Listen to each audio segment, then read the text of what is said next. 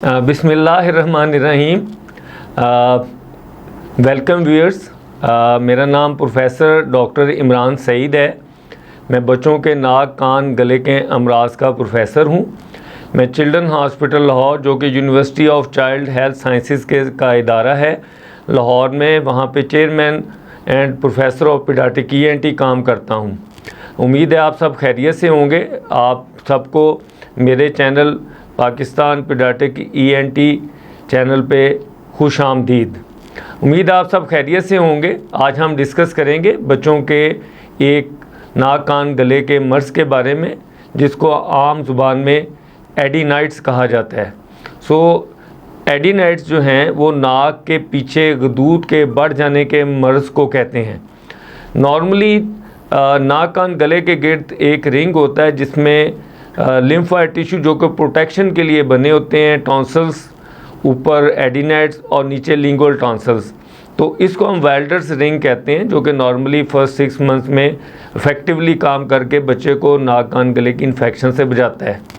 लेकिन इसमें बार बार रतूबतें बनने और इन्फेक्शन होने से इनका साइज़ बढ़ जाता है, जिसके बढ़ जाने की वजह से मुख्तलिफ़ किस्म के प्रॉब्लम्स बच्चे में पैदा हो जाते हैं।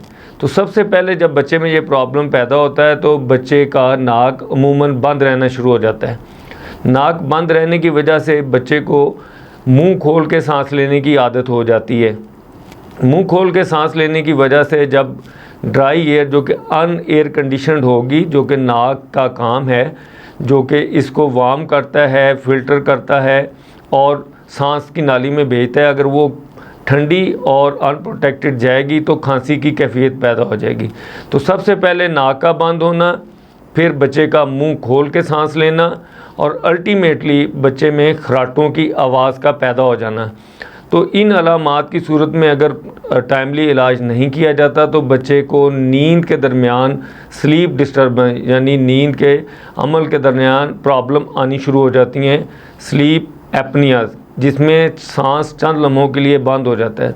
तो इस कैफियत की वजह से बच्चे के नाक से सांस लेने के अमल में, चूँकि हम ऑब्लिगेटरी नेज़ल ब्रीदर हैं, इसके नाक से सांस लेना हमारा एक तरीक़ाकार है, तो इसमें प्रॉब्लम शुरू हो जाती हैं। तो इन अलामात की सूरत में जब के बच्चे का नाक बंद रहे, बच्चा मुंह खोल के सांस ले और बच्चा खराटे ले और नींद से बार बार डिस्टर्ब हो, तो अमूमन आप डॉक्टर की तरफ रुजू करते हैं। तो इससे मज़ीद पेचीदगियाँ पैदा होती हैं। नाक से सांस लेने से जो एयर कंडीशनड हवा फेफड़ों को पहुँचती वो साफ़ होती है। अगर इस तरह की हवा नहीं पहुँच पाती तो बहुत सारे मसाइल जन्म लेते हैं। जब हम नाक से सांस लेते हैं तो नाक के इर्द गिर्द हवा के खाने, जो कि हम जिनको साइनसिस कहते हैं, वो डेवलप होते हैं। तो सबसे बड़ा खाना है, उसका नाम हमें चीक साइनस या मैक्सिलरी साइनस कहते हैं। ये चीक साइनस जब डेवलप होता है तो फेस के दरमियान वाला हिस्सा, जिसे हम मिड फेस कहते हैं, उसकी बढ़ोतरी होती है।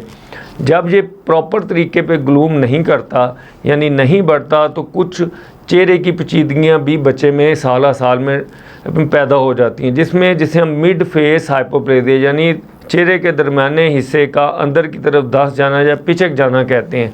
तो वो जब हम देखते हैं तो पता चल जाता है कि आँख के नीचे दिस इंफ्रा ऑर्बिटल मार्जिन जो है, ये यहाँ पे डार्क सर्कल्स नज़र आने शुरू हो जाते हैं। इसी तरह ये जगह जो लेटरली होती है, जिसे हम चीक एमिनेस कहते हैं, जो कि मेलर एमिनेस है, ये फ्लैट हो जाती है। इसी तरह नाक और चीक के दरमियान जो ग्रूव है, नेज़ोलेबियल ग्रूव, वो भी फ्लैट हो जाती है। इसी तरह जो दांत हैं वो ऊपर वाला जबड़ा नीचे वाले जबड़े के एंगल में चेंज रहती है, सामने की तरफ आना शुरू हो जाता है, तो लिप शॉर्ट हो जाता है। और अगर आप मुंह खोल के देखें तो तालू के अंदर जो महराब है वो परसिस्ट करती है, जो कि फ्लैट होना चाहिए, और दांत एक दूसरे के ऊपर चढ़ जाते हैं, जिसकी वजह से ये चेहरा अंदर की तरफ पिचक जाता है।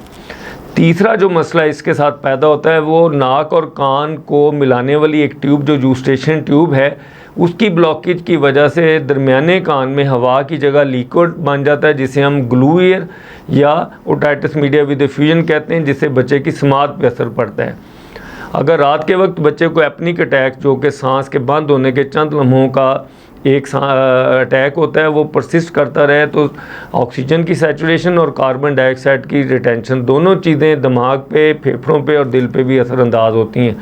तो इन सारी चीज़ों के लिए आपको चाहिए कि बच्चे को फ़ौरन एक नाक कान गले के स्पेशलिस्ट, स्पेशली बच्चों के ENT के स्पेशलिस्ट से आप रब्ता करें। वो उसकी इवैल्यूएशन करेगा, वो देखेगा क्या एडिनाइड और टॉन्सिल दोनों बढ़ चुके हैं और क्या कान पे इसके असरात हैं, और इस चीज़ के असेसमेंट के लिए मुआयना होगा और उसके बाद रेडियोलॉजी यानी एक्सरे की ज़रूरत भी पड़ेगी। फिर आपके साथ डिस्कस करके अगर मेडिकल ट्रीटमेंट पॉसिबल हो तो मेडिकल ट्रीटमेंट की जाती है, और अगर ज़रूरत हो, जो कि ज़्यादा केसेस में, इनको नाक के पीछे दूध को मुंह के रास्ते ट्रिम करके इनको ख़त्म किया जाता है, जिसे एडिनाइडेक्टमी कहते हैं। ये एक सिंपल प्रोसीजर है जो कि 20 से 25 मिनट में किया जा सकता है, और इससे बच्चे की सेहत जो है दोबारा से बेहतर हो सकती है। Thank you very much viewers.